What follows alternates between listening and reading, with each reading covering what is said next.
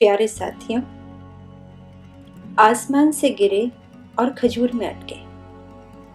रोजी रोटी के लिए अपने पहाड़ और घर बार को छोड़कर शहरों का रुख करने वालों की हालत कुछ ऐसी ही है। पहाड़ उनकी यादों में ही रह गया है बस। और वे कड़ियाँ जो उन्हें पहाड़ से जोड़े रखती थी, वे भी धीरे धीरे बिखर रही हैं। इसी बिखराव को अपनी यादों में समेटा है लखनऊ में रहने वाले ज्ञान पंत ने, जो हिंदी में लिखते हैं और अपनी कुमाऊनी बोली भाषा को बचाए रखने की कोशिश भी करते हैं। आज सुनिए, देखती हूँ सपने में उनकी एक सच्ची कहानी, आमा का संदूक। मुझे आमा की बहुत याद आती है। बात सन 1982 के शुरुआती दिनों की है, जब आमा लोहे के संदूक में पूरा पहाड़ समेटकर वाया बरेली यहाँ आई थी। साल 1.5 साल ही रही होगी बरेली में। वर्ष 1970 से पूर्व 2-3 बार गर्मी की छुट्टियों में मुझे रहने को मिला था गांव में, क्योंकि पड़ोस गांव के रेवाधर दादा का साथ होने पर बाबू मुझे भेज देते थे। हम 4 भाई बहनों का जन्म लखनऊ में हुआ है और एक भाई गांव में पैदा हुआ। तब मैं कक्षा 4 में पढ़ता था। आमा के साथ के लिए 1 साल बाबू ने हम सबको गांव भेज दिया, लेकिन अगले ही साल हम फिर लखनऊ आ गए थे। आमा से कहा भी था, लेकिन उसका सदैव एक ही उत्तर हो, जब तक हाथ पैर चल रहे हैं यही ठीक है, फिर तो आना ही पड़ेगा। कहाँ जाऊंगी बेटा, ये कारोबार। वास्तव में अकेले रहने के बावजूद अम्मा ने गाय, बैल, खेती, बाड़ी क्या नहीं जोड़ रखा था। अनाज भरे भकार, बारात भर बर्तन और दूध, दही, घी, फल, फूल, भोकर, जो पूजा में बजाया जाने वाला एक तुरही सा वाद्य होता है, कालीन आदि सब था। आखिर कभी तो बच्चे आएंगे घर। लेकिन ऐसा होता है क्या? शहर के संस्कार ही ऐसे हैं कि पहले जमीन से हाथ धुलाता है और फिर अपने ही रंग में ढाल कर रहने को मजबूर करता है। मैं भी कहाँ जा पाया था फिर। बाद में वर्ष 1987 में 16 वर्षों के बाद गया था एक चचेरी बहन के विवाह में।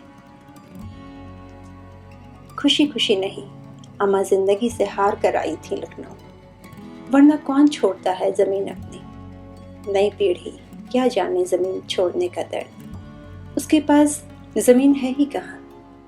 फ्लैट्स में जमीन नहीं होती और वे भावनाओं की नींव पर खड़े भी नहीं होते।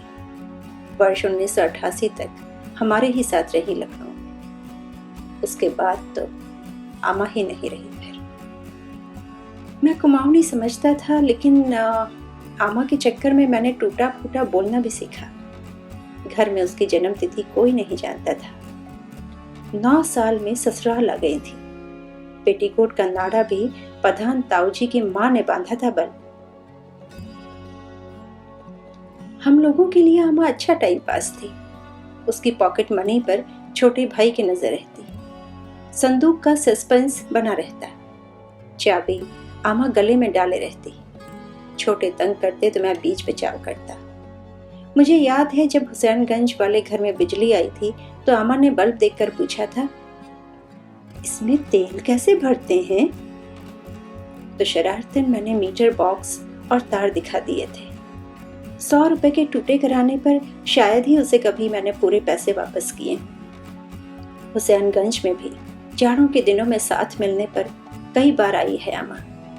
भट, गहत, मंडुआ, चूक, अखरोट, नारिंग, दाड़िम, अनार, मिश्री, पुलम और आलू बुखारा, ये सारी चीजें लेकर। उसकी खुशबू पूरे मोहल्ले में फैलती। देसी औरतें सर पर पल्लू रखकर 10 बार पैर छूते हुए माथे से लगाती तो उत्तर में वो जी रहे ही कह पाती। आस पड़ोस के बच्चे दादी नमस्ते कहकर खी खी हंसते तो पूछती, कहाँ रहता है तेरा बाबू का नाम, कहाँ को जाता है? अम्मा की हिंदी भी बढ़िया मनोरंजन का साधन थी। वो पहाड़ी लैया और चूड़े जरूर लेकर आती, क्योंकि पिताजी को बहुत पसंद थे। लेकिन इस बार संदूक हल्का क्या, बिल्कुल खाली था। मैंने अकेले उठाकर भीतर रख दिया। शायद आमा भी खाली होकर ही आई थी, मेरे मित्र नयाल जी के साथ बरेली से। आप सुन रहे हैं लखनऊ से ज्ञान पंत की कहानी आमा का संदूक। यहाँ बहुत खुश रही हो आमा, ऐसा मुझे नहीं लगता। उसके चेहरे की झुर्रियों में पूरा पहाड़ क्या, मैं जिंदगी का पहाड़ा भी पड़ता था उन दिनों। 3 गांवों में आमा की जमीन, हरा भरा कारोबार, समय कैसे मजबूर कर देता है, अब मैं समझ पा रहा। बीते हुए दिन उसे बहुत याद आते। लखनऊ से पहाड़ उसे बहुत सुंदर लगता। कभी मन आया तो बताती, बेटा तलहटी की तरफ हमारा एक इमारती लकड़ी का पेड़ था। केसर राम हलिया की नजर थी उसमें। अनेकों बार कहा उसने कि मालकिन आप हाँ कह दीजिए बस, प्रधान जी को मैं संभाल लूंगा।